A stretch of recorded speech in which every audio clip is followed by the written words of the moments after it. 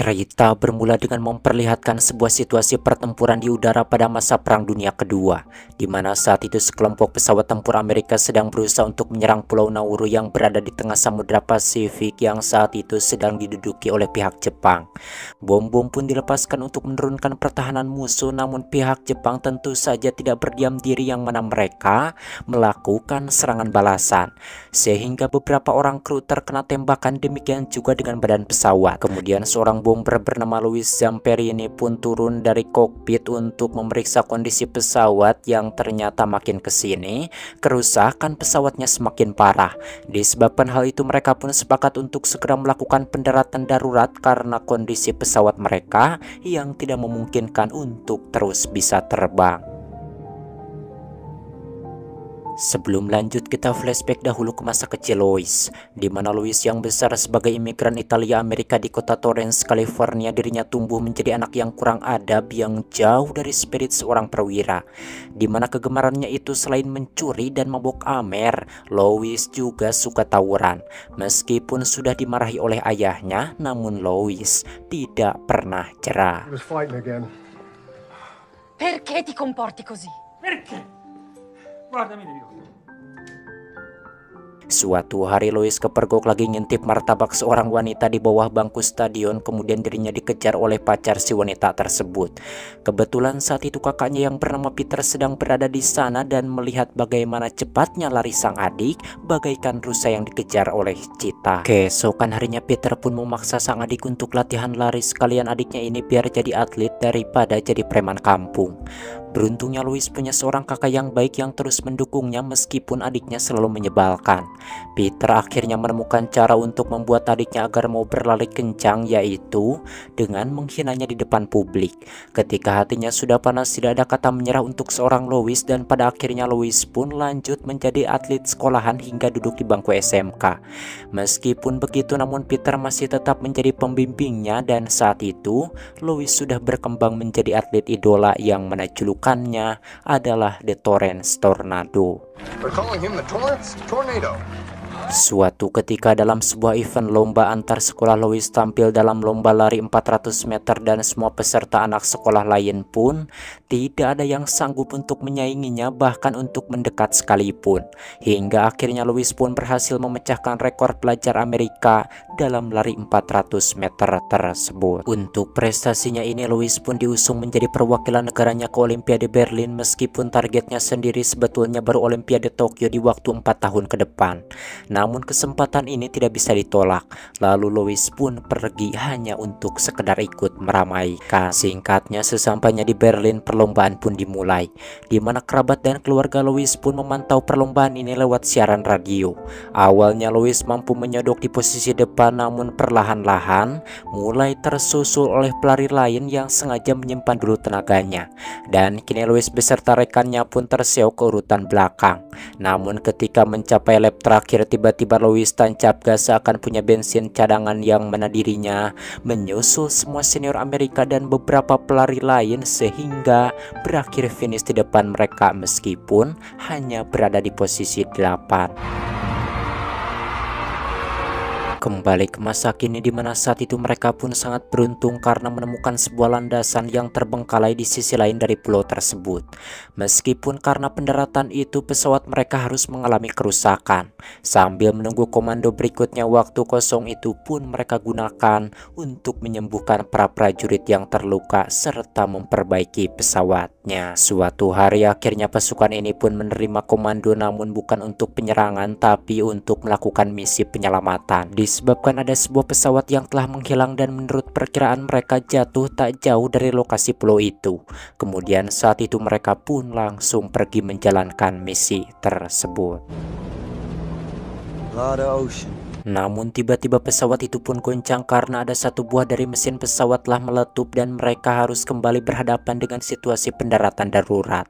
Dan akhirnya pesawat itu pun jatuh di tengah laut, di mana mereka ini bukannya berhasil menyelamatkan, justru sekarang mereka butuh diselamatkan. Dan pesawat itu pun akhirnya karam di dasar laut, yang mana di sini Louis pun sempat tersangkut pada bagian pesawat, namun akhirnya dirinya bisa membebaskan diri dan muncul ke permukaan, di mana karena di sana sudah ada Phil dan Meg yang sedang berpegangan pada perahu karet. Kemudian mereka bertiga pun menaiki dua perahu darurat itu dan melihat ke sekelilingnya yang hanya lautan sejauh mata memandang. Kemudian saat itu Meg pun merawat Phil yang kepalanya mengalami luka. Sementara Louis memeriksa barang-barang yang berhasil mereka bawa, isinya hanya beberapa batang coklat dan beberapa kaleng air minum. Yang mana mereka pun akan membagi bekal yang ada untuk bertahan hidup sebelum tim penyelamat datang menolong mereka. Seharian itu mereka pun mengambang dan tidak beranjak karena perairan yang tenang. Keesokan paginya mereka pun terbangun karena mendengar suara pesawat di udara. Kemudian dengan cepat Louis pun segera menembakkan flare, namun ternyata kepulan asap itu terlalu minim sehingga orang yang ada di pesawat itu tidak bisa melihatnya. Setelah itu Louis menemukan bungkus coklat persediaan yang berceceran. Rupanya Meg telah menghabiskan sisa perbekalan mereka dan tentunya hal itu membuat Louis sangat merasa kesal.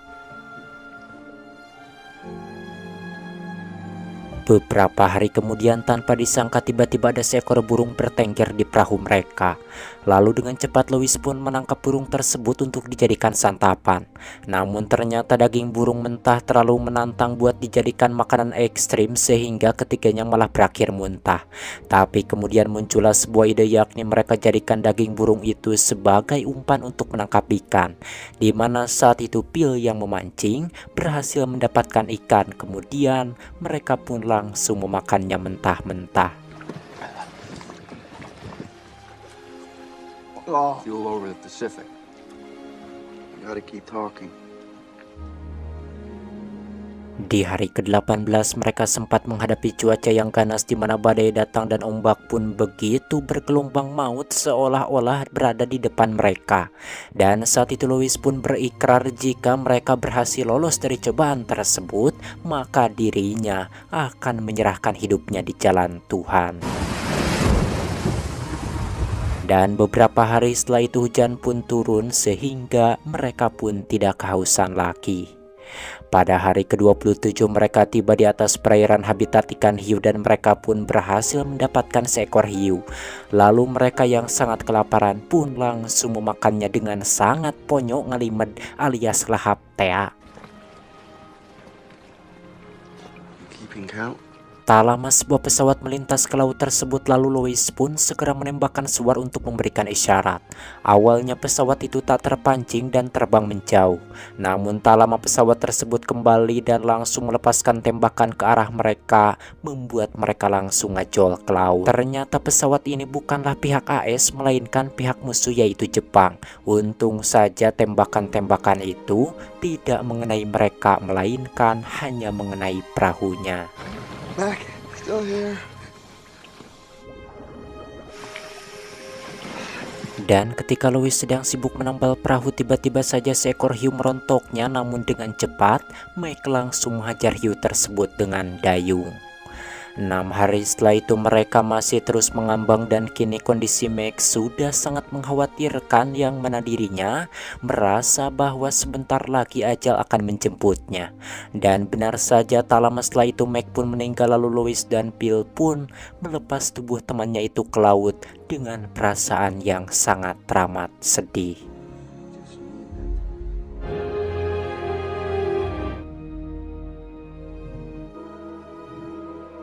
Di hari ke-47 sialnya kapal laut Jepang menemukan mereka yang saat itu sudah sangat lemah. Kemudian mereka pun ditangkap dan dimasukkan ke dalam ruangan yang terpisah.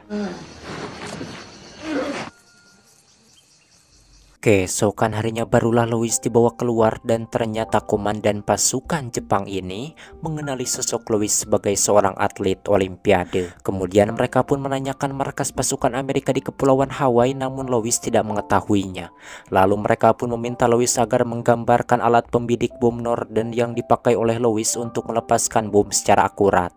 Setelah itu Louis pun diseret lagi ke tahanan dan kini giliran Phil yang diseret keluar. Beberapa waktu mereka ditahan di dalam sana sampai Louis hampir kehilangan akal sehatnya saking stresnya menjalani isolasi tahanan. Sampai akhirnya suatu hari mereka pun dikeluarkan secara bersamaan kemudian dikirim ke Jepang. Setibanya di Jepang, Louis dan Bill pun dikirim ke kamp-kamp tawanan perang yang berbeda. Sepanjang perjalanan, Louis pun mengintip yang mana dirinya merasa bahwa mereka sedang berada di kota Tokyo yang pernah menjadi target tujuan Louis, namun bukan dalam kondisi seperti ini. Rombongan truk itu pun akhirnya tiba di kamp Omori yang merupakan kamp untuk tawanan perang. Kemudian para tawanan baru pun dibariskan dengan para penghuni lama. Tak lama komandan camp pun muncul dan memperkenalkan diri sebagai Kopral Watanabe. Lalu saat itu Kopral Watanabe pun langsung menghajar Louis beberapa kali dengan sangat brutal karena Louis sudah berani menatapnya. Dan saat itu Watanabe pun mengancam agar Louis jangan pernah sekali-kali lagi berani menatapnya. Don't look at me. I have disease in the barracks. Ketika masuk ke dalam tahanan, para penghuni lama pun sudah bisa menebak kalau Louis pasti sudah berkenalan dengan si Watanabe disebabkan wajah Louis bonyok. Ternyata Kopral Watanabe ini anak orang kaya, maka dari itu sikapnya begitu arogan dan songong. Mereka juga sudah pada aratel berep dengan orang itu yang sangat kejam. Keesokan paginya para tahanan pun dikumpulkan di lapangan. Kemudian Watanabe datang dengan sebuah data yang mana dirinya melihat bahwa di sana terdapat beberapa talenta. Ada yang seorang penyanyi opera, ada yang seorang chef, dan ada juga seorang atlet olimpiade yaitu Louis. Kemudian Louis pun ditarungkan dengan seorang prajurit Jepang untuk berlari mengitari kamp tahanan. Tentu saja prajurit yang berbadan bugar ini bisa mengungguli Louis yang sudah kurang makan dan kurang minum. Melihat Louis tumbang, bocil itu pun kembali menghajarnya dengan tongkat, dan itu sungguh mengkehelkan sekali. Kini muka Louis pun semakin bonyok karena pukulan tadi. Kemudian Komandan Fitzgerald pun menguatkan semuanya agar mau bertahan karena dirinya mendengar bahwa pasukan sekutu sudah semakin mendekat. Ternyata komandan ini memang rajin menguping pembicaraan orang Jepang sehingga dirinya selalu tahu dengan kabar terkini. Hari-hari pun dilalui oleh para tahanan itu untuk mengerjakan PR harian, di mana Louis dan Komandan Fitzgerald mendapatkan tugas sebagai pengangkut muatan speed tank tahanan setiap hari dan mereka mengirimnya ke perairan lepas. Agar saya mudah menyebutnya dan tidak balelol, kita panggil saja si komandan ini Kosashi, yang mana saat itu mereka melihat bahwa peperangan udara sedang terjadi di kejauhan, di mana pasukan sekutu memang terlihat semakin mendekat. Suatu malam Watanabe tiba-tiba masuk ke ruangan tahanan dan membangunkan Louis. Kemudian tanpa sebab yang jelas dirinya langsung saja menghajar Louis dengan memakai sabuk, dan kelihatannya si Watanabe ini sangat teramat gemes kepada Louis. Beberapa hari kemudian tiba-tiba saja Kopral Watanabe memanggil Louis untuk dipertemukan dengan perwakilan dari sebuah stasiun radio di kota Tokyo. Ternyata di Amerika bahwa Louis ini telah dikabarkan menghilang dan pihak radio menawarkan bagi Louis untuk mengklarifikasi kabar sesaat itu, yang mana Louis pun ditawarkan untuk muncul di acara radio untuk mengumumkan kepada publik Amerika dan keluarganya bahwa dirinya masih hidup. Mendengar itu Louis pun tidak punya pilihan lain selain menurutinya. Kemudian dirinya pun dibawa menuju kota Tokyo, dan di sana Louis pun dijanjikan bahwa dirinya diberi kebebasan untuk bicara sesuai dengan keinginannya. Kemudian Louis pun masuk ke dalam studio dan mulai bicara, di mana perkataannya itu ditunjukkan kepada keluarganya bahwa dirinya masih hidup dan dalam keadaan baik-baik saja. Keep my guns in good condition so we can go hunting. Your loving son, Louis. Setelah itu Louis pun dijamu di sebuah restoran mewah, dan kali ini orang radio menawarkan Louis untuk muncul lagi di acara tadi, namun dengan dibekali satu lembar teks berisi propaganda anti Amerika. Dan Louis ditawari kehidupan di luar penjara dengan fasilitas yang serba mewah kalau dirinya mau membacakan teks tersebut seperti yang sudah dilakukan oleh beberapa perwira lainnya. Ternyata pihak Jepang ingin memanfaatkan ketenaran Louis untuk melakukan kontra propaganda, namun Louis menolaknya dan memilih untuk dikembalikan ke kamp tawanan perang. Maka dari itu Louis pun balik lagi ke kamp Omori dan disambut dengan tatapan tajam oleh Watanabe. We are both strong. You do not do what is asked of you. Akibat menolak tawaran itu, Kopral Watanabe pun memerintahkan seluruh tawanan Amerika agar bergiliran memukul Louis. Dan Komandan Kosasi yang mendapatkan giliran pertama awalnya menolak, namun setelah melihat Watanabe membabuk lagi si chef Australia itu, akhirnya mereka pun terpaksa menurut meskipun sebenarnya sangat merasa kasihan kepada Louis. Dan setelah hukuman itu selesai, Louis pun tumbang karena terlalu banyak menerima pukulan.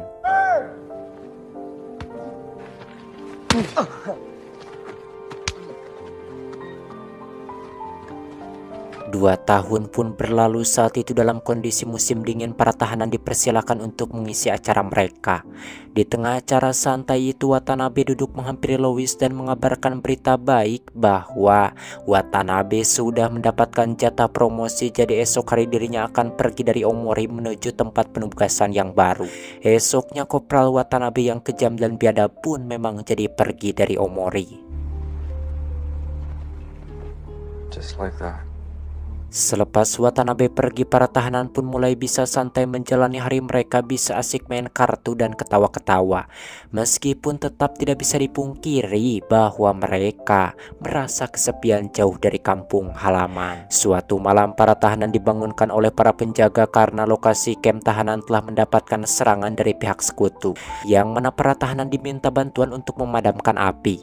Ternyata pihak sekutu memang telah semakin dekat dengan wilayah Jepang dan mereka sudah berada di ambang kemenangan untuk mengakhiri perang. Namun hal itu justru malah membuat Komandan Kosasi khawatir karena sebelumnya dirinya sempat mendengar apabila sekutu jadi memenangkan peperangan, maka tentara Jepang akan menghabisi semua tawanan perang. I don't know. Some new camp.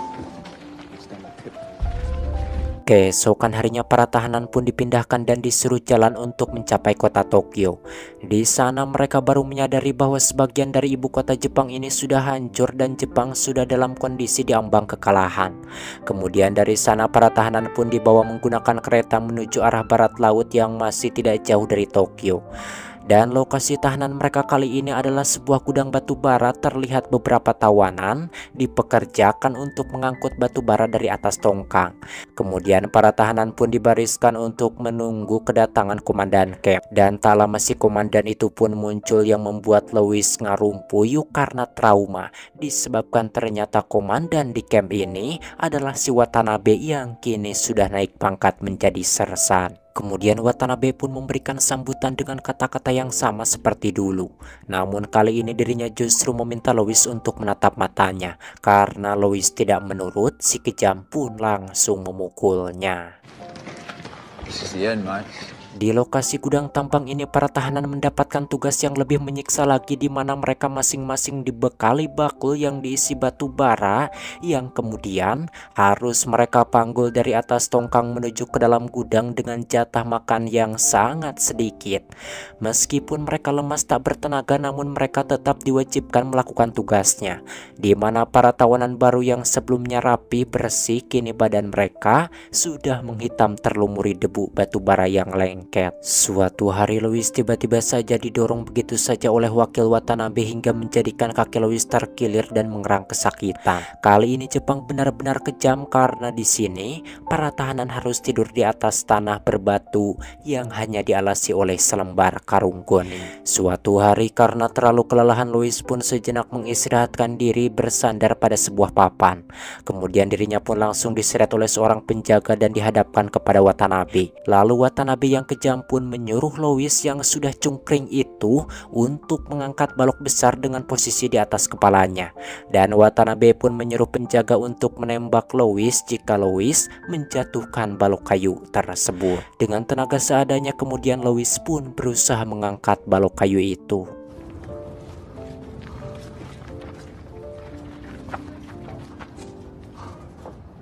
Louis masih terus berada pada posisi itu hingga siang hari, meskipun kini balok kayu tersebut sudah lebih merendah di dekat bahu, namun Louis masih berhasil untuk menahannya. Sementara Watanabe masih terus mengawasinya dari dekat dan Louis tidak mau kalau sampai harga dirinya jatuh, jadi dirinya pun terus menahan sekuat mungkin hingga membuat pekerjaan terhenti. Karena semua orang jadi tegang melihatnya dan mendoakan Louis supaya terus bertahan. Akhirnya Watanabe pun mulai seber alias nafas ciut dan saat itulah Louis menatapnya dan mengangkat lagi balok kayu itu ke udara sambil berteriak sekencang mungkin. Melihat itu akhirnya Watanabe pun mengakui kalau dirinya telah gagal meruntuhkan Louis. Karena Louis terus menatapnya, Watanabe pun berlari dan meluapkan amarahnya kemudian memukuli Louis yang sudah sangat lemah itu dengan brutal.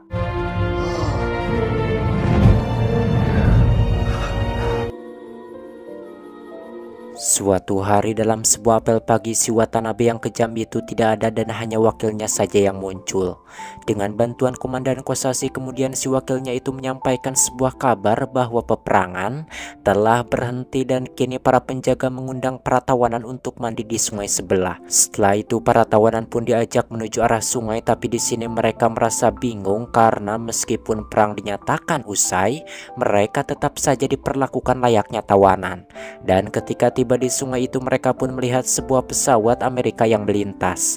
Sesudah melihat itu barulah di sini mereka berani untuk mengekspresikan kegembiraan mereka dan nyatanya para penjaga pun kini tidak ada yang berani untuk melarang.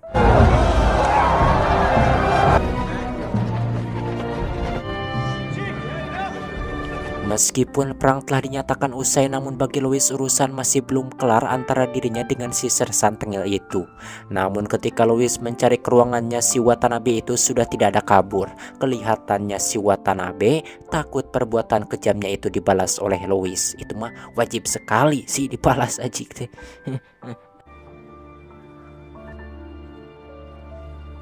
Sepulang ke negaranya, Louis pun mencium tanah sebagai bentuk syukur karena dirinya masih hidup dan di sana dirinya juga sudah disambut oleh keluarga yang sudah menunggu kedatangannya.